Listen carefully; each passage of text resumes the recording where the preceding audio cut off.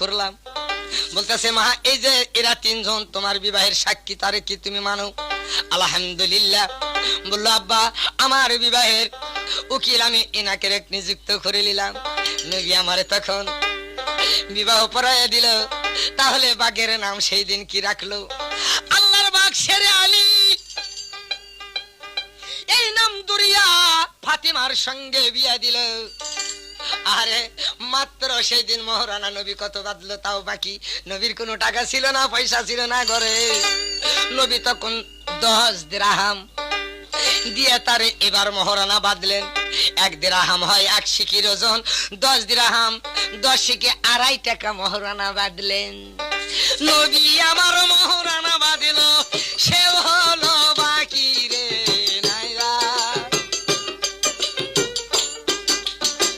যখন নবী বইলা ছিল মা তোমায় আমি যাইয়া বাগের সঙ্গে বিয়া দিলাম, তাকে স্বামী যাও স্বীকার কইরা। আলহামদুলিল্লাহ কবুল বলল মা ফাতেমা যাইয়া রে নাইয়া। একবার দুইবার তিনবার বইলা ছিল নবী তাই, 3 বারে আলহামদুলিল্লাহ কবুল কইরা লয়। আল্লাহর ফেরেশতাই বলল সত্যই মা ফাতেমা রে নাইয়া। বাগের সঙ্গে বিয়া দিল, আপত্তি করলো না। বাগকে তিনি স্বামী বুইলা কবুল কইরা নিল। আসে না আমার সোনা মুখে মায়েরা ফাতেমার মতো খেলে রে নাইয়া।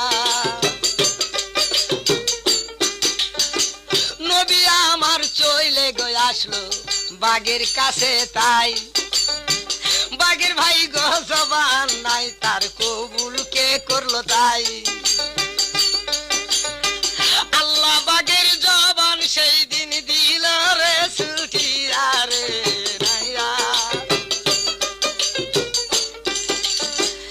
নবী তখন বলতাছে বাগের কাছে এসে ময়না রে আমার মাইয়া তোমাকে স্বামী বলে স্বীকার করেছে, তুমি তাকে স্ত্রী বলে স্বীকার করো কিনা?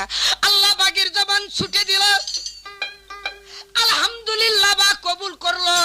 1 বার 2 বার 3 বার যখন বলল বাগ তখন 3 বার আলহামদুলিল্লাহ বাগ কবুল করে নিল। আল্লাহর ফেরেশতা বলতাছে সত্য সত্য আপনার মাইয়াকে সেই স্ত্রী বলে স্বীকার করে নিল। নবীর ঘরে ছিল একটি খুরমা খেজুরে সুন্নত মিষ্টি আদায় করে দিয়ে